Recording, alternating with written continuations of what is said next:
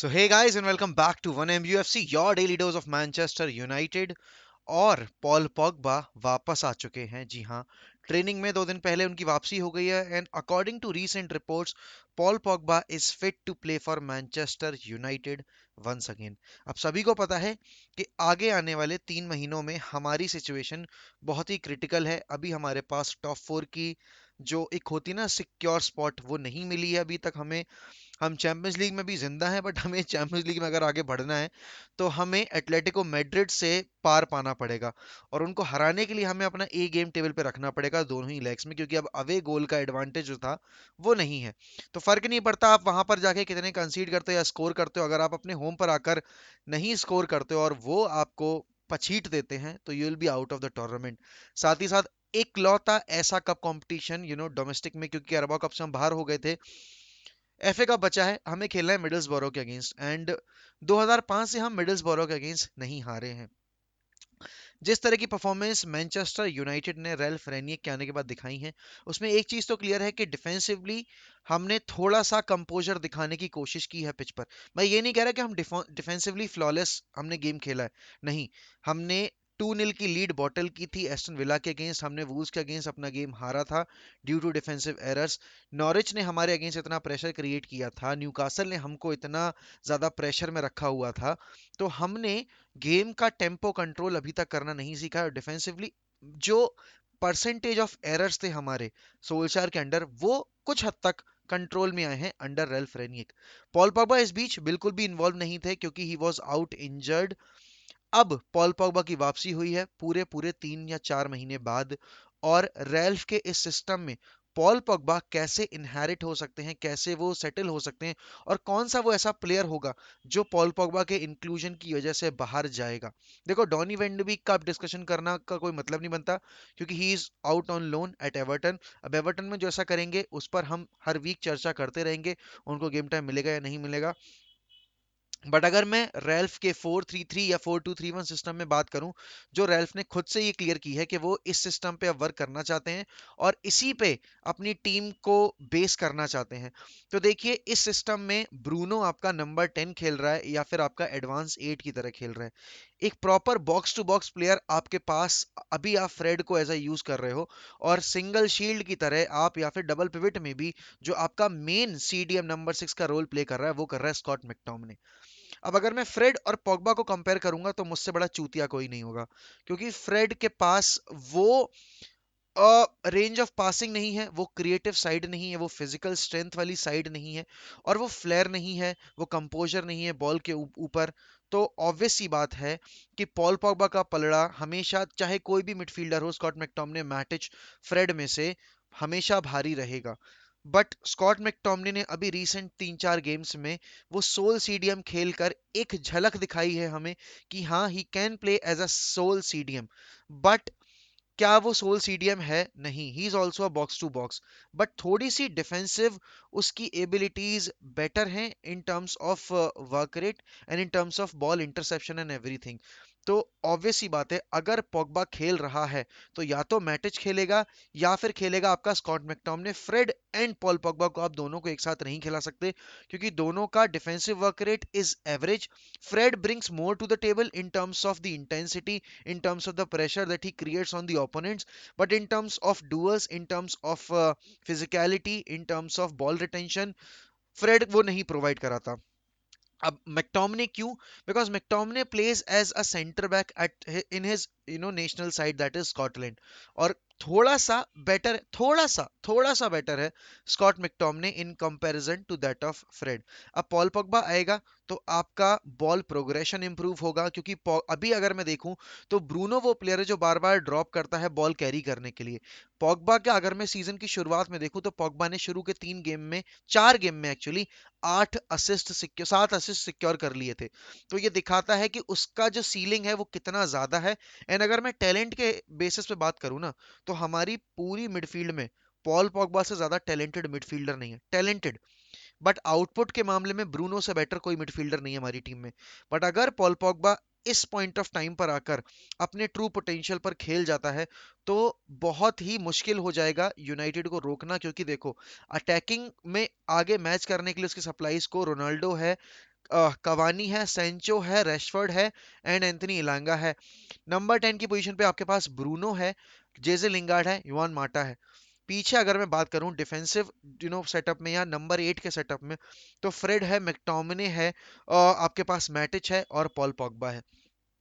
तो जो आपकी फ्रंट फाइव है या फ्रंट सिक्स है, वो आपकी अच्छी खासी है कि आप आराम से टीम्स को हरा सकते हो। बट उसके लिए हमें पॉल पॉगबा को सही तरीके से यूज करना पड़ेगा, because mason greenwood is will not be playing again for Manchester United अभी, मतलब इस सीजन तो मैं नहीं सोच सकता कि ही विल बी इन्वॉल्व। जो कुछ भी हुआ है और अभी भी उस पे केस चल ही रहा है, बस बेल पे आजाद हुए हैं वो भाई साहब। तो अभी इस वक्त पर पॉल पॉगबा अगर लेफ्ट मिड खेलते हैं, ठीक है ना, अगर हम एंथनी एलंगा को ड्रॉप करते हैं, रेशफोर्ड को हम एज सुपर सब यूज करते हैं, क्योंकि देखिए ध्यान रखिए, जब रैशफोर्ड इंजर्ड था और जब वो पॉल पॉगबा ने 7 असिस्ट निकाल के दिए थे, तो he was playing as a left mid, और you can say he was playing as a left wing. तो यहां पर अगर मैं पॉल पॉगबा को उस रोल में डालता हूं, तो फिर वही बात होगी कि हमें मैकटोमिने और फ्रेड को नंबर 6 और नंबर 8 के रोल में फिट करना पड़ेगा।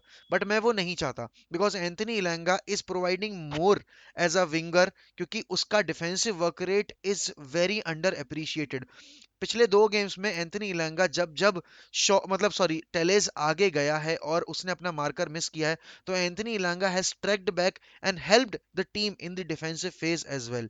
तो यहाँ पर I don't want to keep Anthony Elanga out of that left wing side, because अभी Rashford I know that he is back among goals, but I won't be risking him straight into the starting 11, क्योंकि अगर वो perform नहीं करता है, तो एक player जो अभी मोमेंटम में है, उसका मोमेंटम ब्रेक हो जाएगा। यहाँ पर पॉल पॉगबा को मैं राइट मिड यूज कर सकता हूँ, राइट सेंटर मिड और लेफ्ट सेंटर मिड, अगर मैं मैकटोमिने को नंबर 6 की तरह यूज कर रहा हूँ और ब्रूनो और पॉगबा को उसके आगे खिलाकर नंबर 8 की पोजीशन में यूज कर रहा हूँ। तो अब अगर Pogba right right centre mid की तरह खेलेगा, तो राइट विंग पे यूज करने के लिए, उसको लिंक अप प्ले बनाने के लिए उसके पास डिएगो डेलो और जेडन सेंचो है। एंड ब्रूनो की सबसे अच्छी बात यह है कि ब्रूनो कभी भी पोजीशन होल्ड नहीं करता, वो हमेशा हाफ स्पेसेस में रन निकालता रहता है। और उस वक्त पे जितने भी गोल्स या इन दोनों की लिंकअप प्ले 2 साल में बनती आ रही है, वो इसीलिए इतनी बेटर है क्योंकि ब्रूनो हमेशा रन्स निकालता है और पॉगबा उन रन्स को पिक करता है। अब अगर मैं इस लिंकअप प्ले में यहाँ पर सेंचो को भी ऐड कर देता हूँ, तो उनके पास एक थर्ड प्लेयर बन जाएगा, वो ट्रांजिशन फेस में टीम को हेल्प करेगा, क्योंकि सेंचो की भी आदत है कि वो ड्रॉप करता है, वो इन्वर्टेड रन्स निकालता है, वो स्पेसेस में रन्स बनाता है। उस केस में पॉगबा की थ्रू डिलीवरीज बहुत बहुत काम आएंगी एंड थोड़ा सा प्रेशर कम रहेगा मैकटोमिने के ऊपर। बट हाँ, डिफेंसिवली मैकटोमिने को ज्यादा सॉलिड रहना पड़ेगा। बट रेल्फ रेनिये का जिस तरह का सेटअप हम देख रहे हैं, उसमें एक बॉल कैरियर चाहिए और उसमें एक बॉल जो कहते हैं ना इंटरसेप्टर चाहिए। तो इंटरसेप्टर तो बन सकता है आपका मैकटोमने, प्रोग्रेसिव पासिंग के लिए आपको पॉगबा को यूज करना पड़ेगा, क्योंकि पॉगबा डायगनल्स खेलने में उसके उससे बेटर कोई प्लेयर नहीं है, उसकी range of passing is unmatchable at United. And Pogba और डिब्रॉइन की पासिंग रेंज भाई इतनी वाइड है, इतनी ज्यादा वाइड है कि कोई प्लेयर उनके आसपास भी नहीं आता प्रीमियर लीग के, अगर मैं क्लब्स में बात करूं तो। हाँ, Thiago Alcantara is another person जिसकी पासिंग रेंज भाई अनमैचेबल है, क्योंकि दो he is a Liverpool player, but आप क्वालिटी को कभी डिसरिगार्ड नहीं कर सकते। इस वक्त पर अगर मैं ब्रूनो को नंबर एडवांस 8 या फिर मैं प्रॉपर 10 में खिलाऊंगा, तो भाई Bruno, Pogba, Sancho and even Cavani की आदत है कि वो ड्रॉप करता है, तो भाई हमारी टीम को एक अच्छा स्टाइल ऑफ प्ले देखने को मिलेगा। और यहाँ से जो भी ग्रीनवुड वाला इंसिडेंट हुआ है, टीम को सिर्फ एक ही चीज करनी है कि टीम को यूनाइटेड रहना है और साथ ही साथ वो अपनी परफॉर्मेंस पिच पर रिफ्लेक्ट करनी है कि उनको कितना ज्यादा फर्क पड़ा है इस चीज से और वो कितना ज्यादा डिटर्मिन्ड है इस क्लब को आगे बढ़ाने के लिए, यानी इस सीजन वो एक ट्रॉफी जीतना चाहते हैं। मिडल्सबरो के अगेंस्ट जो एफए कप का टाई है, उस पर मैं प्रीव्यू बनाऊंगा, वो आपको कल मिल जाएगा। वॉच अलोंग भी होगा कल रात में, बिल्कुल चिंता वाली बात नहीं है। रोनाल्डो पर एक स्पेशल वीडियो आ रही है उसकी बर्थडे पर, एंड मेरी मम्मी पापा की 31st एनिवर्सरी भी है 5th फेब को, और उसके बाद बजरी वेब्स की वीडियो आ रही है 6th को, और हमारे नए चैनल पर 5th फेब को वीडियो आ जाएगी जैसा कि मैंने प्रॉमिस किया है आपको। एंड फीफा की लाइव स्ट्रीम 6 फेब के बाद से अपन शुरू कर देंगे। और हो सकता है आज शाम में आपको रूनी का पोस्टर पीछे लगा दिखाई दे, एन एनडी कोल्ड का साइंड स्टिकर, जो साइंड फोटोग्राफ है उनका खुद का किया हुआ, वो भी शायद आपको इस वॉल पे दिखे। हो सकता है 5-6 दिन में आपको ये फ्लैग भी चेंज होता दिख जाए, और यहाँ पर मैं बहुत सारे सर एलेक्स के कोट्स वगैरह भी लगाने वाला हूँ। तो thank you so much for supporting one MUFC, thank you so much for supporting Manchester United.